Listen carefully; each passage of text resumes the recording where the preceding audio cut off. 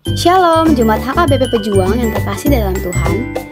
Berikut ini adalah panduan penggunaan kode QRIS untuk memberikan persembahan ataupun pembayaran iuran WIT. Langkah pertama, silakan buka salah satu aplikasi pembayaran seperti GoPay, OVO, Link Aja, Zenius, Dana, Sakuku, ShopeePay, ataupun mobile banking yang kita miliki. Misalnya, pada aplikasi Gojek menggunakan fitur GoPay.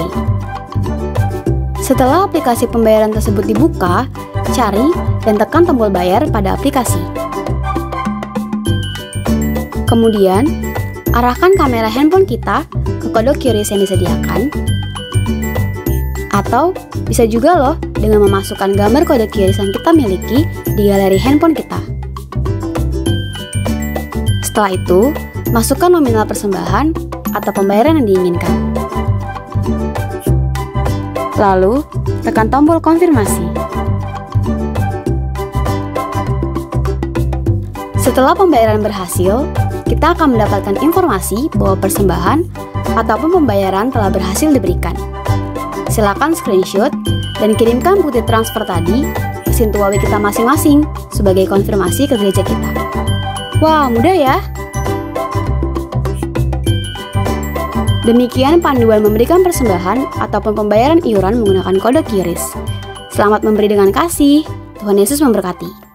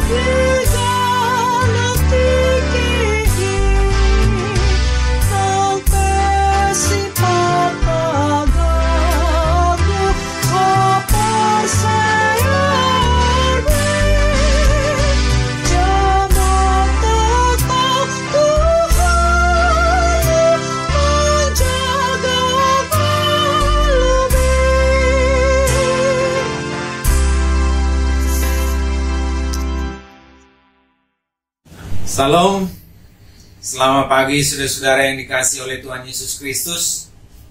Salam damai sejahtera oleh Roh Kudus menyertai saudara sekalian dimanapun saudara berada. Mari kita persiapkan hati kita untuk merenungkan firman Tuhan. Mari kita berdoa. Allah Bapa yang baik, terima kasih buat pagi hari ini. Tuhan berikan kesempatan kepada kami untuk memulai hari ini. Bapa, kami mau serahkan kehidupan kami di sepanjang hari ini. Dan sebentar Bapa, kami akan merenungkan firman-Mu. Ya Tuhan yang menolong kami, pimpin kami ya Roh Kudus untuk mengerti akan maksud Tuhan di dalam kehidupan kami. Di dalam Yesus Kristus, kami mengucap syukur dan berdoa. Amin. Saudara yang dikasihi Tuhan Yesus Kristus, pembacaan renungan kita pada pagi hari ini terambil dari kitab Ibrani pasal yang ke-13 ayat 6. Demikian bunyinya. Sebab itu dengan yakin kita dapat berkata, Tuhan adalah penolongku, aku tidak akan takut. Apakah yang dapat dilakukan manusia terhadap aku? Sekali lagi, sebab itu dengan yakin kita dapat berkata, Tuhan adalah penolongku, aku tidak akan takut. Apakah yang dapat dilakukan manusia terhadap aku? Saudara yang dikasihi Tuhan Yesus Kristus, suasana pada saat ini kita masih dihantui dalam tanda kutip ya, akan rasa takut pandemi COVID-19 yang meskipun sudah 1 tahun kita menjalaninya, tetapi tanda-tanda untuk berakhirnya masih belum terlihat. Bahkan begitu melonjak. Dan kita mendengarkan ada varian baru dari COVID ini yang malah lebih berbahaya dari yang sebelumnya. Dan ketika kita juga mendengarkan berita tsunami COVID di di India, kita menjadi kembali takut dan khawatir akan kehidupan kita, saudaraku. Kita menjadi was-was, kita menjadi takut akan penyakit, penderitaan, dan kematian tentunya. Dan bukan saja itu, kita juga banyak mengalami perubahan-perubahan, banyak mengalami masalah-masalah di dalam kehidupan kita, baik di dalam dunia pekerjaan kita, baik di usaha kita, baik di dalam hubungan kita dengan keluarga. Muncul persoalan-persoalan di sepanjang tahun-tahun belakangan ini yang membuat kita menjadi khawatir dan takut.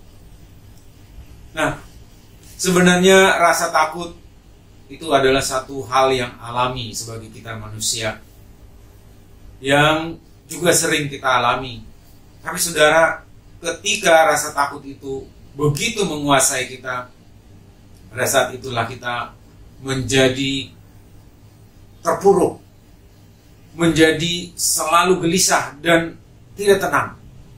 Bahkan kita mungkin sulit untuk tidur dan sulit untuk berpikir secara rasio dan berpikir secara tenang. Nah, rasa takut itu sebenarnya ada satu hal yang dialami banyak orang, tapi ketika rasa takut itu menguasai, disitulah timbul masalah, saudaraku. Oleh karena itu Tuhan katakan di dalam Yesaya pasal 41 ayat yang ke-10 dikatakan, jangan takut. Nah, dikatakan jangan takut, karena aku menyertai.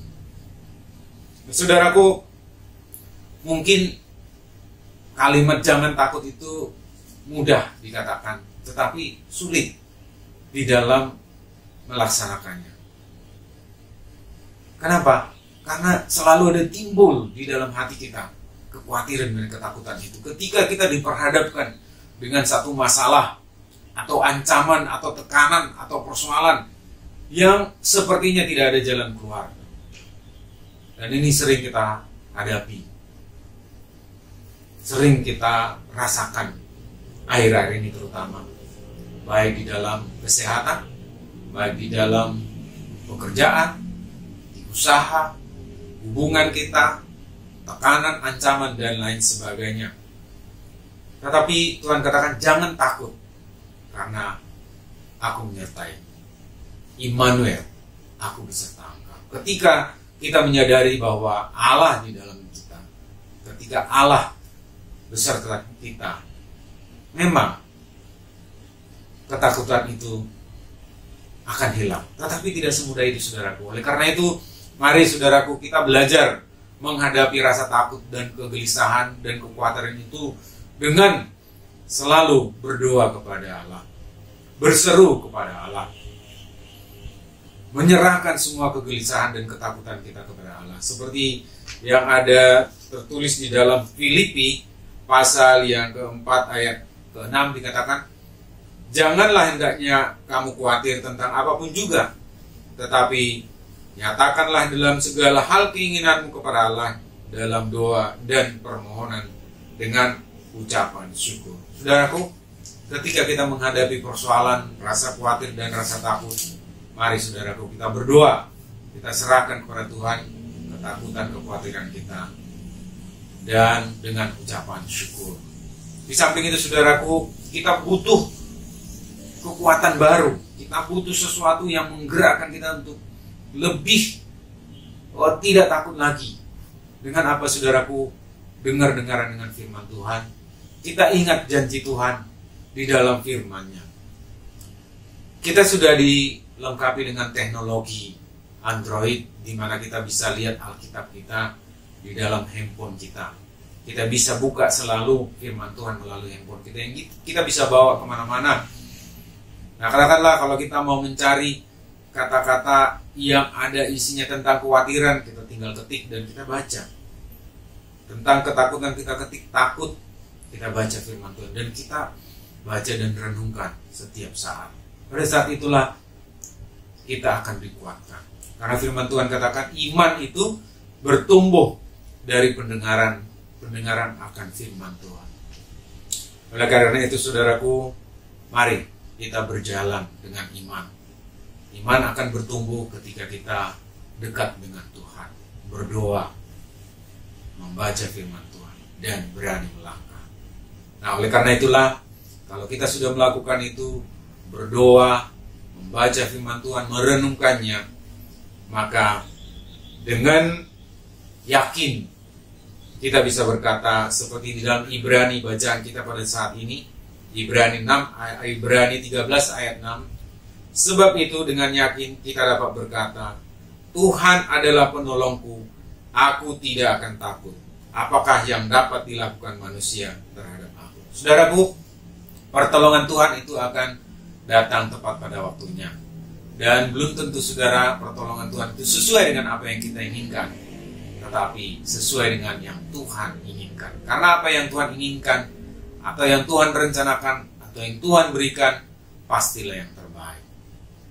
Karena apa yang kita inginkan belum tentu yang terbaik. Oleh karena itu saudaraku, mari kita dengar-dengaran, kita mencari tahu kehendak Tuhan di dalam kehidupan kita. Dalam situasi hati yang takut, hati yang khawatir, mari kita berdoa, membaca firman Tuhan. Dengan demikian kita mengerti akan maksud Tuhan di dalam kehidupan kita. Dan itu bukan sesuatu yang gampang. Oleh karena itu Tuhan menolong kita. Baik, saudaraku yang dikasih Tuhan, demikian renungan kita pada pagi hari ini. Biarlah kita tetap dikuatkan, diteguhkan oleh Tuhan. Amin. Mari kita berdoa. Terima kasih ya Bapa atas firman-Mu yang boleh kami renungkan pada pagi hari ini, yang meyakinkan kami bahwa Allah kami adalah Allah yang baik, yang selalu menolong kami, yang setia menolong kami, menyertai kami di dalam kehidupan kami, dalam semua persoalan, problem-problem kehidupan kami. Biarlah Engkau hadir bersama dengan kami, dan kami percaya Tuhan akan memberikan yang terbaik di dalam kehidupan kami. Bapa yang baik, mungkin di antara kami ada yang mengalami pergumulan, persoalan, tekanan, dan lain sebagainya, sakit, penyakit. Biarlah Tuhan yang meyakinkan kami semua bahwa Allah pasti memberikan yang terbaik. Karena yang terbaik menurut Allah pastilah yang terbaik bagi kami. Ampunkan segala dosa pelanggaran kami Bapa. Di dalam Yesus Kristus kami mengucap syukur dan berdoa. Amin. Selamat beraktivitas saudara yang dikasihi Tuhan Yesus. Tuhan memberkati. Horas.